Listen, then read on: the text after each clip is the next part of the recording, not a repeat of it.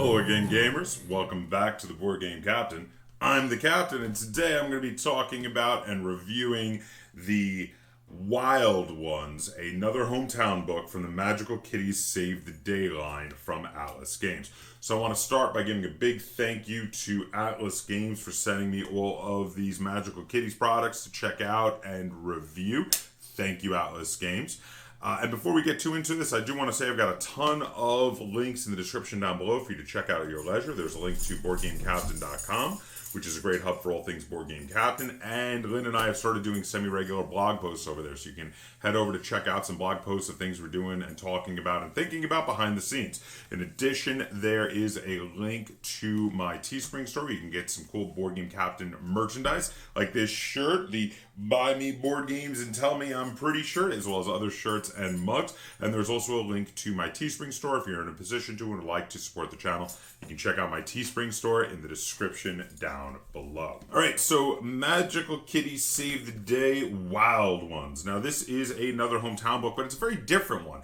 And I know that's a weird thing to say when I've already covered, the Alien Invasion hometown book and the Mars Colony hometown book, but this one has kind of a different feel to the other books, because even with the Mars Colony book, it's still treated as if that Mars Colony is your hometown. It is a setting and adventure, but it is like a hometown for your humans, and you are there behind the scenes helping out the humans. This one is significantly different because this hometown book is about the wilderness, not right by a human community. There's no real humans in the area. This is kind of a setting to play if you want to play Magical Kitties that are off on their own, that are not helping humans. Instead, you're kind of helping the forest and helping the forest creatures to solve their problems and to protect the wilderness. Wild Ones are a group of kitties separated into multiple prides that protect the wilderness and protect the wild creatures that live there.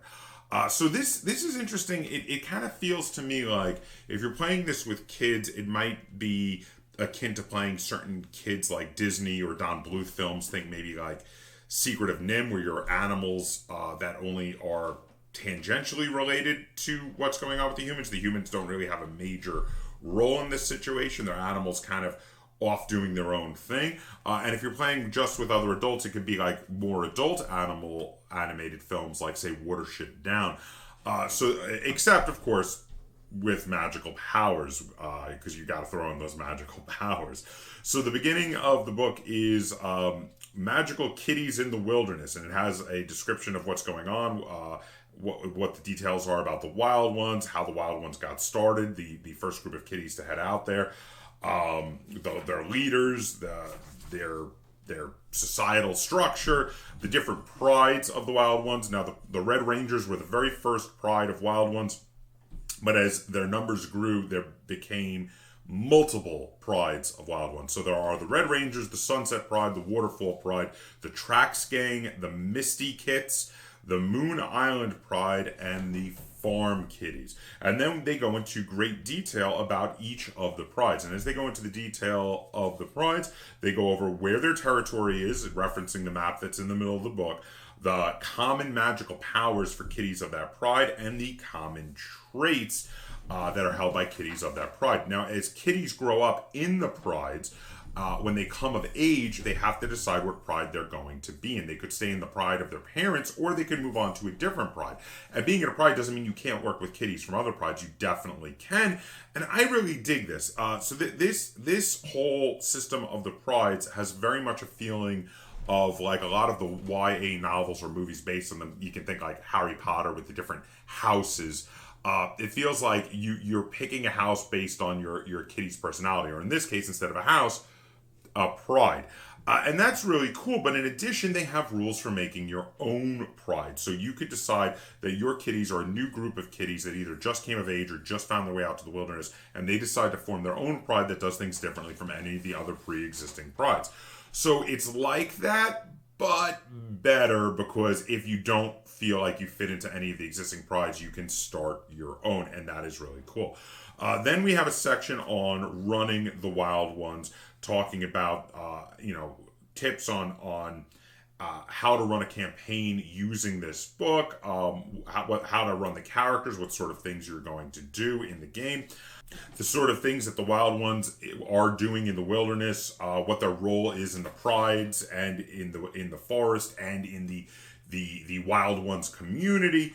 They talk a lot about how one of the big differences in this sort of setting is that you don't really need to hide your magical powers from other animals, so that it's very different from when you're playing magical kitties in a more human-centric town, because you need to hide your magical powers from the humans. They do, though, if you want to have an alternate rule set where you can decide to hide your magical powers from the animals, but that seems unnecessary to me, especially because the difference in this setting, the setting it apart by making it so that you can openly use your magical powers, is one of the most interesting parts to me. So I personally wouldn't do that. Then we start to have a bunch of adventure recipes, which give you ideas of all sorts of kind of hooks that you could run for games. They have all sorts of different adventure recipes. Goes on for multiple pages. And then we go over all the locations in the forest. Now, many of these locations are actually the home turf of the various prides, though some of them are not. And lots of them, of course, also have adventure ingredients. Again, more ideas, lots of great ideas for running games. Then we have the map in the middle of the book. Now, this is, it's a nice map like all of them are, but this is actually my least favorite of the Magic Kitties maps. It's kind of the nature of the beast being out in the wilderness that its features aren't very distinct. It's like, oh, you have this part of the forest and that part of the forest. Multiple sections of it are literally just part of the forest. It's good for what it needs to be, and like all the other maps, you can put it out on the table. Again, just sort of nature of the beast making this a wilderness setting. It's kind of the least interesting of all the maps, in my opinion. Feel free to comment down below if you disagree, though. Then we have the Wild Ones supporting cast. Now, the supporting cast in the forest is awesome, because not only do you have other Wild Ones, other magical kitties, you have regular animals, you have supernatural creatures, they have bogarts, they have a wolverine that lives in the forest, they have otters, kobolds, a lake monster, a fox, magpies that are ever present, always out there and can be used as major NPCs.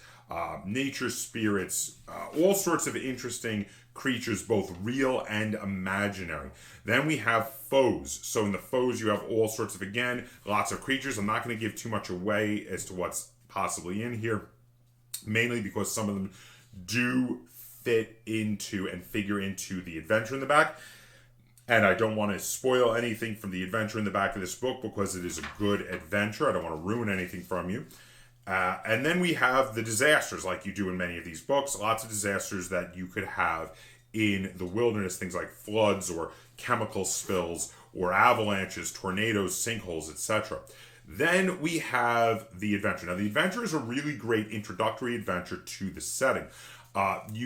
It is highly encouraged that you start the adventure not belonging to any of the prides, and you use the adventure to introduce you to all of the different prides, as well as the wilderness as a whole. You could set it up that you are kitties that have just come of age that are asked to go on this adventure, or that you are new kitties to the kitty community that are asked to go on this adventure, and afterwards you could decide to join each of you to join some of the prides, or to start your own. And again, that will be up to you.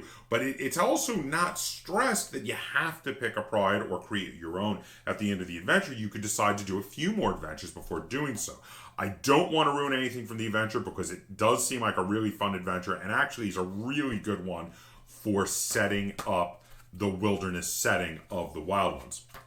So, like all of the hometown books, my one gripe is that I do wish it was a bit longer. It's only about 35 pages. This is a soft cover, full color printing book with a staple binding. What they managed to squeeze in here actually is a lot for 35 pages. It does seem like a lot of information. I was surprised. This was another one where I, even though I still wanted more, I did feel like I was surprised by how much they were able to fit in here. This is a really decent setting, and if you want to run magical kitties in a setting that is mostly sans humans, except for maybe occasional antagonists, occasional villains that are humans, This is a very interesting way to do it, and I would definitely recommend getting this book if you are planning to run a Wild Ones campaign in the wilderness, not in a human settlement. This is definitely a good way to do it. There's lots of cool stuff in here. And again, the starting adventure is a great way to set up the setting. I do really like this. I think it's got a lot of really cool adventure ideas, a lot of really cool NPCs, and a lot of really cool monsters. And I really like how it reminds me of a lot of literature and kids' movies from like the 80s that were entirely based around animals and had very little human involvement. And I do really dig that. So I'm going to give the Wild Ones hometown book for Magical Kitties Save the Day 8 out of 10 stars. I do really like it. I do really recommend it to you. Again, specifically, if you're looking to run a campaign not in a human settlement, without any human involvement, maybe you want to run a campaign where the kitties can more openly use their magical powers, I would recommend this book to you. So there you have it. If you have any questions, comments, or concerns on the Wild Ones for Magical Kitties Save the Day, feel free to put them in the comments down below. And if you enjoyed this review and you'd like to see me do more reviews of role-playing game products like this, be sure to give this video a like, share it on all forms of social media, and if you haven't already, please subscribe to the Board Game Captain. That's Captain spelled with a K on YouTube. And until next time, game on. Hi. Hi. What are you doing? What are you doing? What are you doing, crazy? What are you doing, crazy? What's going on? You're like, hey, I heard you started filming, and I want to be on the filming. I want to be in the filming. What's up? Oh, did you hear Mama making noise upstairs? Gonna go see what Mama's doing.